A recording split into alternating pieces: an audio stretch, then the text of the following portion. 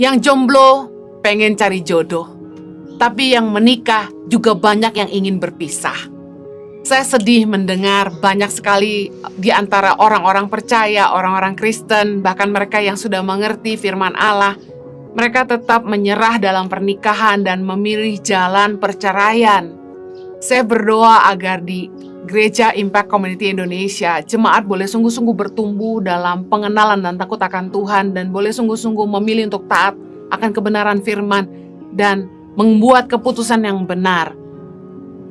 Kalau kita tanya sama orang, kenapa mereka mau bercerai? Salah satu jawabannya adalah karena perbedaan. Tidak nyambung. Suami istri kalau ngomong pasti bertengkar. Cara pikir yang berbeda. Seperti masing-masing punya dunia sendiri. Akhirnya mereka mengambil keputusan, ya udah kita jalanin hidup kita masing-masing. Mungkin secara status mereka masih menikah, tapi sebenarnya secara hati mereka sudah berpisah. Kalau orang ingin bercerai, mereka selalu berusaha cari alasan, finding excuses, ya. Defending themselves, membenarkan diri mereka sendiri. Orang yang bertanggung jawab itu saya percaya mereka nggak cari alasan. Mereka nggak menyalahkan orang lain. Mereka juga tidak mengasihani diri sendiri, self-pity. Ada orang-orang itu yang punya victim mentality. Supaya dia dibenarkan atas tindakannya, dia mengatakan hal-hal yang membuat terkesan dia korban dalam pernikahan itu. Ketika orang pacaran, ketika masih dating, justru harusnya kita sungguh-sungguh membuka mata kita lebar-lebar dan menyadari perbedaan-perbedaan yang ada. Orang yang menikah bukanlah dua orang yang sama. Seperti sendok dan garpu, jelas berbeda. Tapi kenapa waktu pacaran perbedaan itu tidak dirasa? Tapi setelah menikah itu jadi masalah. Sebenarnya, perbedaan dalam pernikahan itu baik untuk kita saling melengkapi. Perbedaan karakter, perbedaan cara berpikir, perbedaan latar belakang, tentu akan melahirkan orang-orang yang berbeda. Saya dan suami sangat-sangat berbeda, bertolak belakang. Lucu sekali ketika kami tes darah pun hasilnya berbeda. Selalu sebaliknya. Tapi justru di dalam perbedaan kami justru saling melengkapi. Saya orang yang kaku dengan orang-orang yang saya belum kenal. Dengan orang-orang baru, saya suka kikuk. Tapi suami saya sangat ramah. Pandai bangun hubungan. Di dalam pelayanan kami saling melengkapi. Jadi perbedaan itu sebenarnya bukan masalah. Tapi mengasah sifat-sifat buruk kita. Mengasah ego kita. Kalau di dalam hubungan kita tidak mau diasah, kita tidak mau disakiti, tidak ada hubungan yang pain free. Tidak saling menyakiti. Tidak mungkin. Karena pernikahan bukan hanya semata untuk bahagia. Pernikahan merupakan salib bagi daging dan ego kita.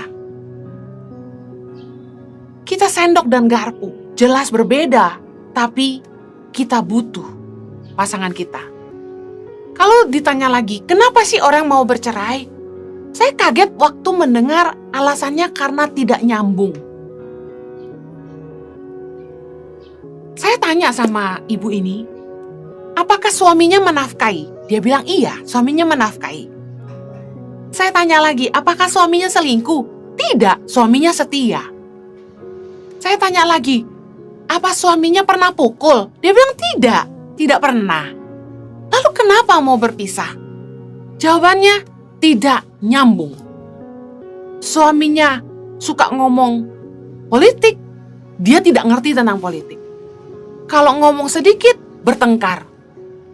Cara suaminya kalau ngomong muter-muter, dia sukanya to the point. Sebenarnya perbedaan ini di antara saya sama suami juga ada. Saya orangnya to the point. Kalau suami saya tuh diplomasi. Tapi kita nikah, kita butuh ngerti dunia pasangan kita. Gak bisa ingin dimengerti saja, tapi kita juga harus belajar memahami pasangan kita. Dalam pernikahan ada saling memberi, saling melayani. Bukan hanya apa yang mengenakan buat kita, apa yang menyenangkan buat kita. Kalau orang mau bercerai karena alasan tidak nyambung, saya mau tanya, waktu pacaran, kok nyambung? Jangan-jangan waktu pacaran disambung-sambungin.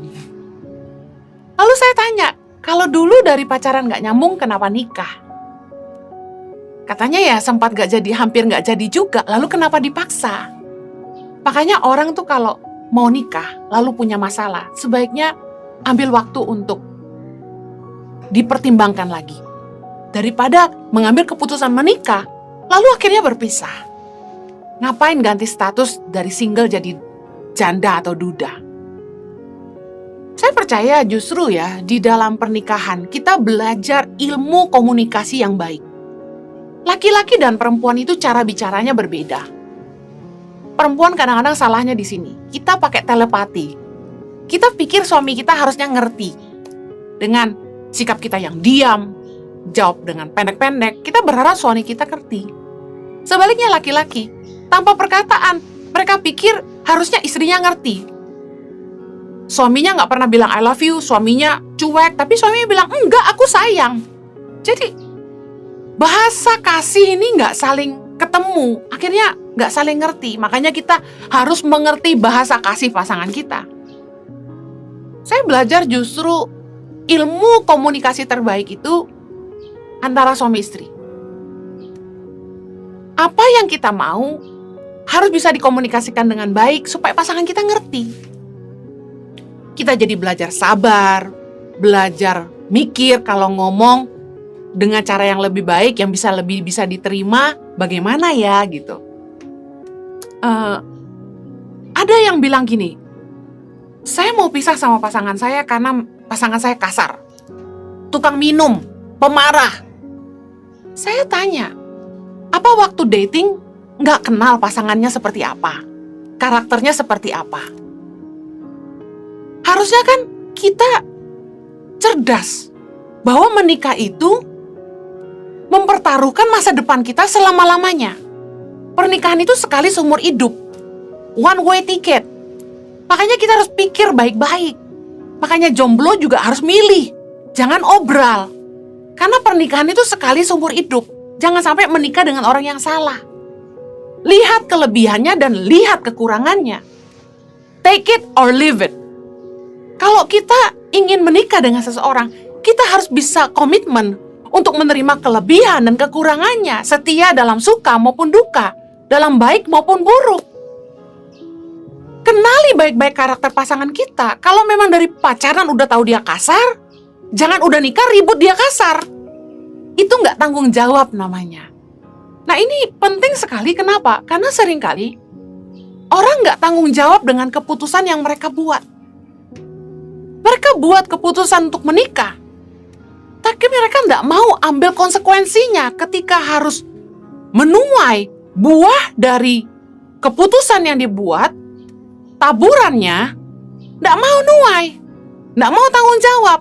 Contoh, nggak direstui orang tua, maksa nikah. Beda agama, paksa nikah. Tapi ketika harus menuai pernikahan yang tidak baik, suami yang tidak mendukung, kasar dan lain sebagainya, baru bilang, cerai aja. Lah dulu kenapa mau nikah? Harusnya kita belajar tanggung jawab dengan keputusan yang kita buat. Lah ya dulu yang mau nikah siapa? Dulu mau nikah karena dia kaya.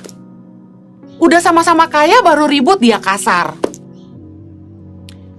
Kita harus buka mata kita lebar-lebar dan kenali pasangan kita supaya ketika kita sudah buat keputusan untuk menikah, kita tanggung jawab sama keputusan kita.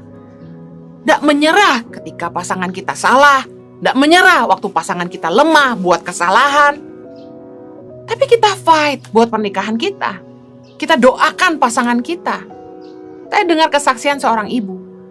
Suaminya itu nggak sayang sama dia, nggak peduli sama anak-anaknya, kasar, suka pukulin anaknya. Nggak karu-karuan hidupnya. Jahat sama istrinya, tapi istrinya terus berdoa buat dia. 20 tahun.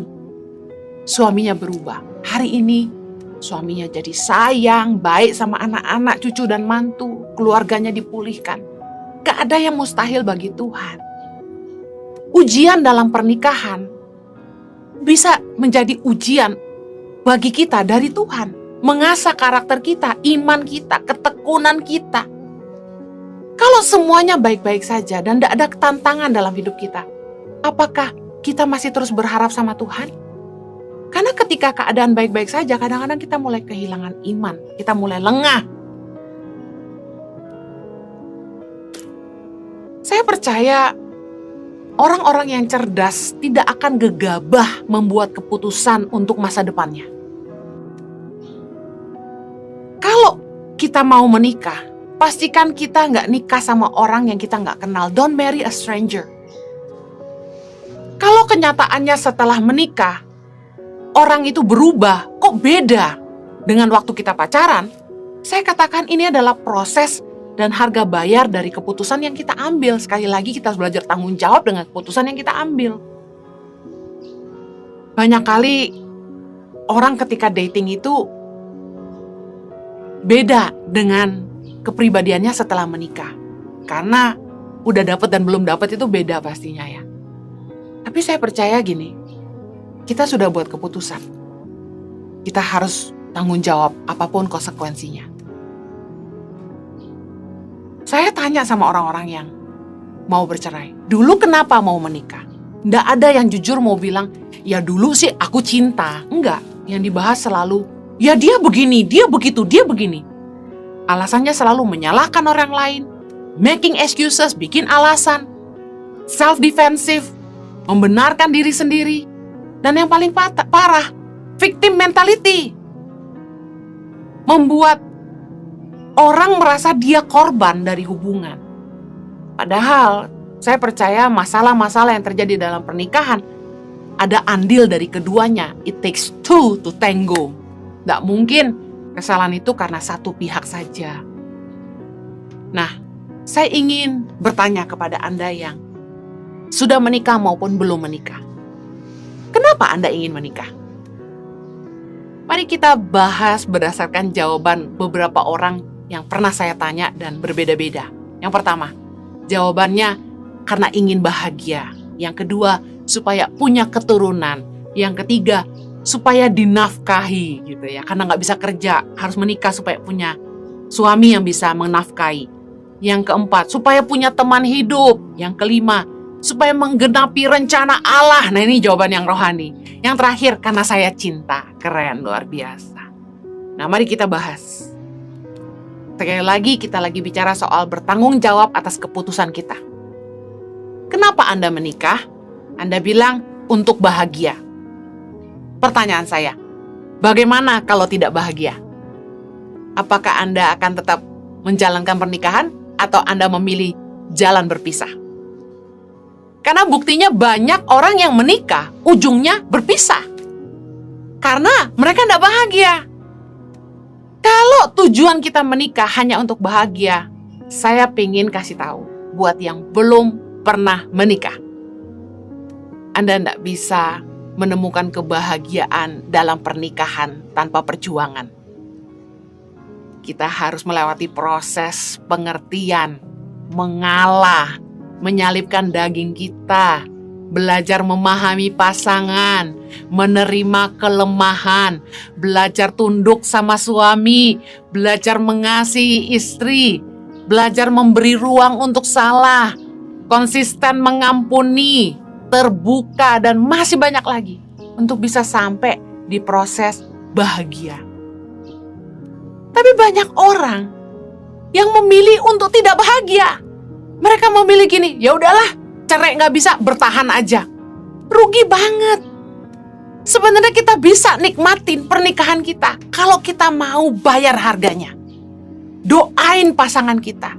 Sabar, ngalah, ngertiin pasangan kita. Bisa nggak bahagia? Bisa.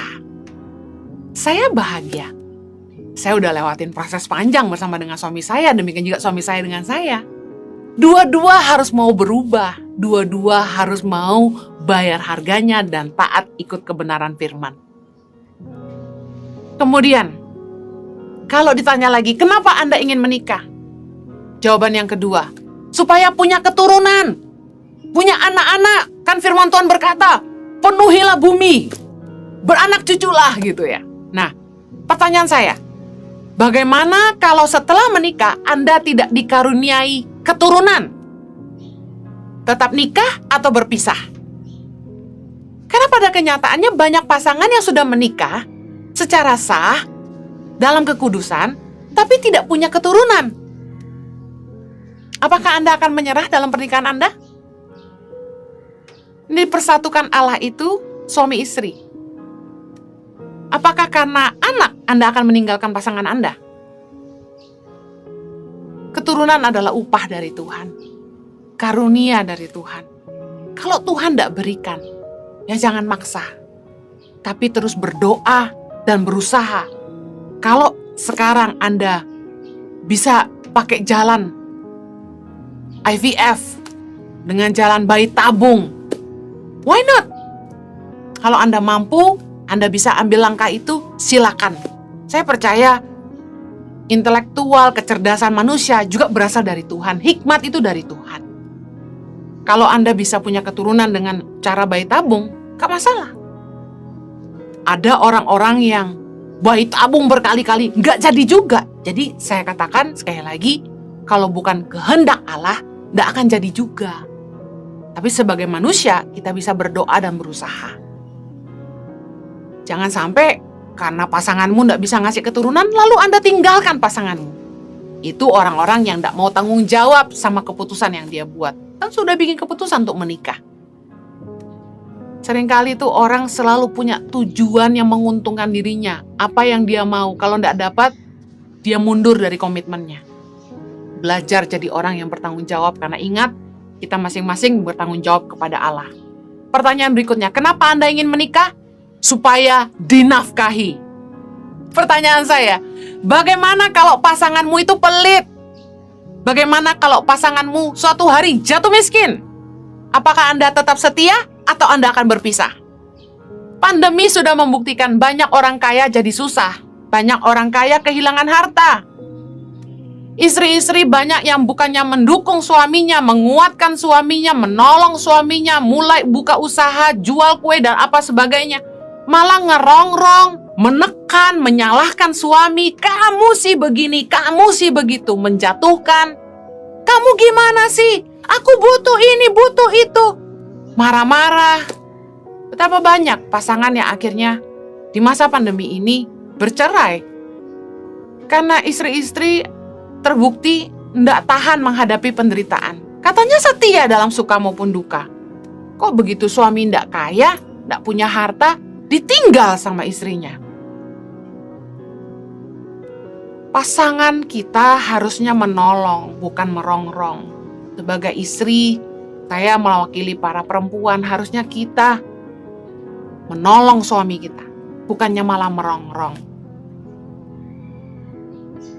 Kalau pasanganmu tidak mampu memenuhi standarmu, permintaanmu, standar hidupmu, apakah Anda masih mau? Akan tetap setia enggak? Gampang sekali orang bilang, yes, I do. Karena suaminya sehat, gagah, kaya. Coba terjadi sebaliknya. Suaminya sakit, harta ndak ada, malah harus diurus sama dia. Masih bertahan nggak? Saya salut sama istri-istri yang setia dalam suka maupun duka. Orang-orang yang bertanggung jawab dengan komitmennya di hadapan Allah. Bahwa dia menikah untuk selamanya. Yang keempat, ketika ditanya, kenapa Anda ingin menikah? Supaya punya teman hidup. Tanya gitu. Nggak kesepian. Pertanyaan saya, bagaimana kalau suamimu atau istrimu tuh nggak nyambung? Gimana mau punya teman hidup? Nggak nyambung. Ngobrol nggak bisa. Ngomong dikit berantem. Emang masalah gitu kalau nggak nyambung? Banget. Istilahnya hidup di dua dunia katanya. Akhirnya seperti yang saya ceritakan di awal. Cuma urusan nggak nyambung aja orang bisa mau pisah. Kejadian 2 ayat 18 berkata gini, Tuhan Allah berfirman, tidak baik kalau manusia itu seorang diri saja. Aku akan menjadikan penolong baginya yang sepadan dengan dia. Apa arti kata sepadan? Saya percaya sepadan itu nyambung, sepemikiran, sevisi, saling melengkapi, bisa saling menopang, saling menolong. Karena dalam Kejadian 2 ayat 20 dikatakan gini, manusia itu memberi nama kepada segala ternak, kepada burung-burung di udara, dan kepada segala binatang hutan, tetapi baginya sendiri, ia tidak menjumpai penolong yang sepadan dengan dia. Kenapa? Adam gak ketemu pasangan yang sepadan dengan dia waktu dia selesai menamai semua ternak dan hewan-hewan. Karena hewan, binatang, dan manusia berbeda bahasa. Binatang gak bisa nyambung sama manusia karena gak ngerti bahasanya. Binatang gak bisa mikir seperti manusia. Binatang gak punya hati nurani seperti manusia. Karena itulah kita harus cari pasangan yang bisa sehati sama kita, yang bisa sepemikiran, sevisi, saling melengkapi. Jangan cuma lihat penampilan, tapi kita harus pastikan pasangan kita sepadan. Jangan hanya lihat kekayaan, tapi pastikan penolong kita sepadan. Kalau Anda menikah supaya Anda punya teman hidup, saya mau katakan gini, banyak orang yang sudah menikah, mereka kesepian. Kenapa? Karena pasangannya sibuk kerja, jarang di rumah. Istrinya jadi kesepian. Suami nggak selingkuh, tapi sibuk kerja, nggak punya waktu untuk keluarga. Bukankah banyak pernikahan yang jadi bermasalah? Hanya karena suami sibuk bekerja, workaholic, dianggap lebih mentingin harta daripada keluarga. Karena kita mengerti bahwa dalam rumah tangga, dalam keluarga, quality time, suami istri, orang tua dengan anak, sangat penting. Tapi kenyataannya, banyak orang menikah, mereka kehilangan waktu quality time. Mereka lebih fokus mengejar harta. Kalau Anda menikah untuk cari teman hidup, bagaimana kalau Anda punya pasangan yang selalu kerja dan tidak punya waktu untuk Anda? Anda diundang ke sekolahan untuk menghadiri pertemuan orang tua dan murid, dan ternyata Anda harus datang sendirian, sementara yang lain datang suami istri berpasangan.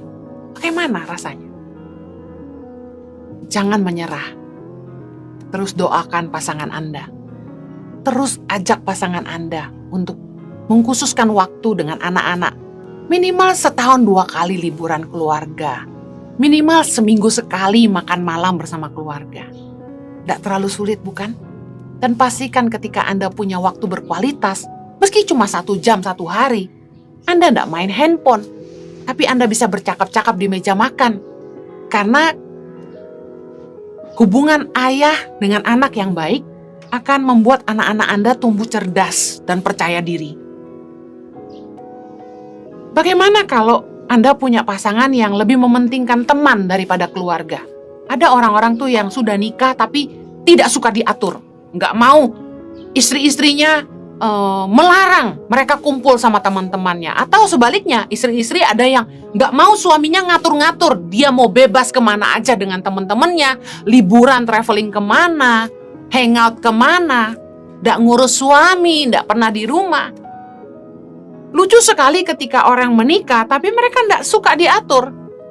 Padahal ketika Anda menikah, Anda harus mengerti bahwa menikah adalah memberikan hak kepada pasangan Anda untuk terlibat dalam hidup Anda, termasuk dalam mengambil keputusan dalam hidup Anda. 1 Korintus 7 ayat 3 bilang gini, hendaklah suami memenuhi kewajibannya terhadap istrinya, demikian pula istri terhadap suaminya. Ayat 4, istri tidak berkuasa atas tubuhnya sendiri, tetapi suaminya. Demikian pula suami tidak berkuasa atas tubuhnya sendiri, tetapi istrinya. Ayat ini seringkali dikhotbahkan hanya untuk kebutuhan maaf seksual. Padahal bicara soal begini, ketika kita menikah, kita menyerahkan hidup kita kepada pasangan kita. Kita nggak bisa lagi bilang, ini hidup saya. Kita jalan masing-masing. Enggak. Tapi kita, suami istri, nggak berkuasa lagi atas tubuhnya sendiri. Tapi tubuh kita milik pasangan kita. Dengan menikah, kita memberi hak kepada pasangan untuk intervensi dalam hidup kita. Kita nggak bisa bilang, terserah gua. Terserah aku mau kemana, mau pergi sama siapa. pendapat pasangan Anda menjadi penting, menjaga perasaan pasangan Anda menjadi prioritas utama. Yang terakhir, kenapa Anda ingin menikah? Orang bilang, untuk menggenapi rencana Allah. Well, bagaimana kalau tidak sevisi? Bagaimana kalau pasangan kita tidak mendukung visi yang dari Tuhan? Bagaimana kalau pasangan kita melarang? Misalnya Anda punya kerinduan, ikut Ibu Heni ke pedalaman, tapi suamimu bilang, tidak boleh. Pada Anda tuh kalau lihat orang susah, hati Anda tersentuh, tapi pasanganmu tidak dukung. Saya bersyukur sekali dalam hidup saya, Tuhan mengaruniakan saya suami yang sevisi, yang tidak menghalangi saya menghidupi rencana Tuhan dalam hidup saya, malah mendukung saya. Suami yang justru sepakat dengan saya untuk menghidupi panggilan Tuhan sama-sama. Matius 19 ayat 6 bilang begini, demikianlah mereka bukan lagi dua, melainkan satu. Karena itu, apa yang telah dipersatukan Allah tidak boleh diceraikan manusia. Saya percaya satu hal ini, visi yang dari Tuhan tidak akan memisahkan apa yang Ia persatukan. Kalau visi yang Anda peroleh sungguh-sungguh dari Tuhan, tidak akan memisahkan hubungan Anda dengan pasangan Anda yang dipersatukan oleh Tuhan. Sebenarnya, ego masing-masing yang memisahkan Anda dengan pasangan Anda, bukan panggilan Tuhan. Saya percaya, kalau suami tidak dukung, berarti itu sebuah ujian ketaatan. Taat dulu sama suami, tunduk dulu sama suami.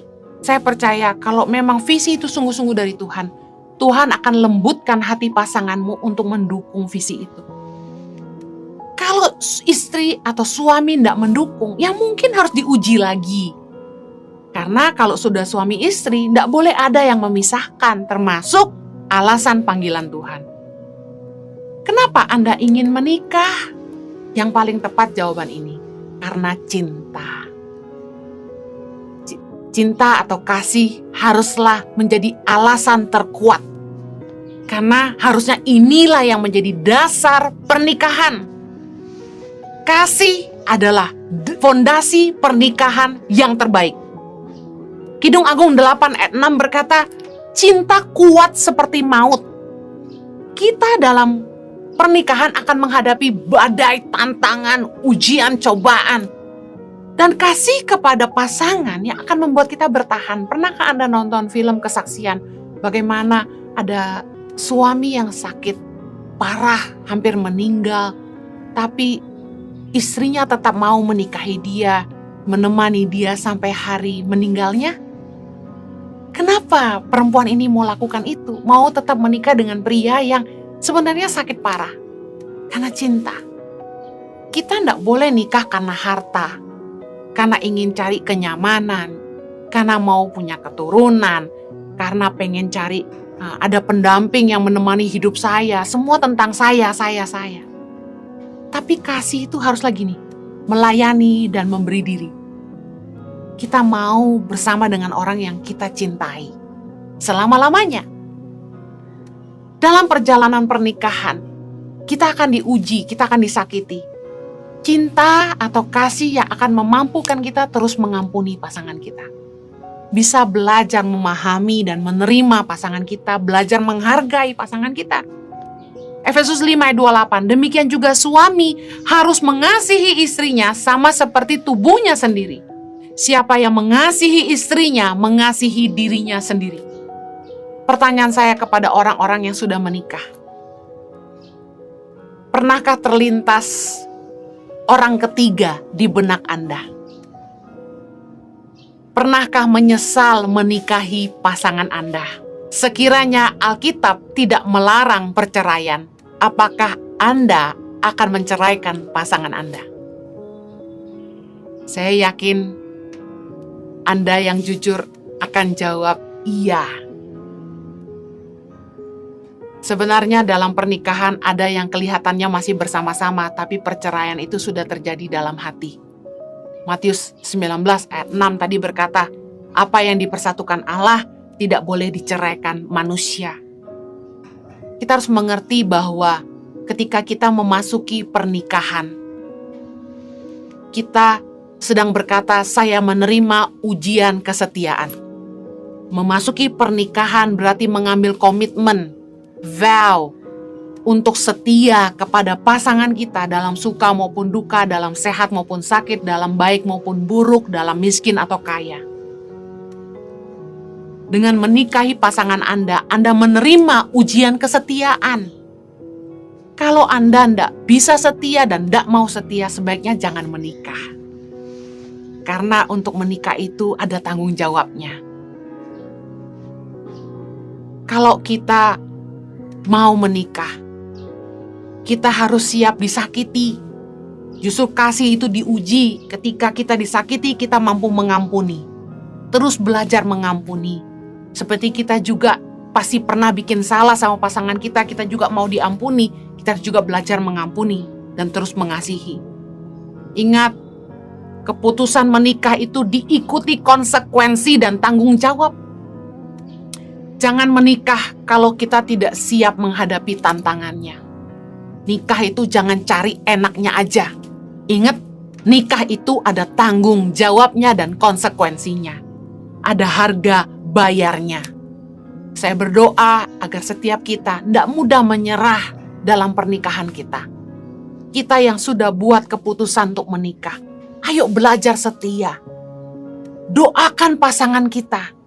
Jangan cari alasan, jangan menyalahkan orang lain, jangan punya victim mentality, jangan malah menghindari masalah.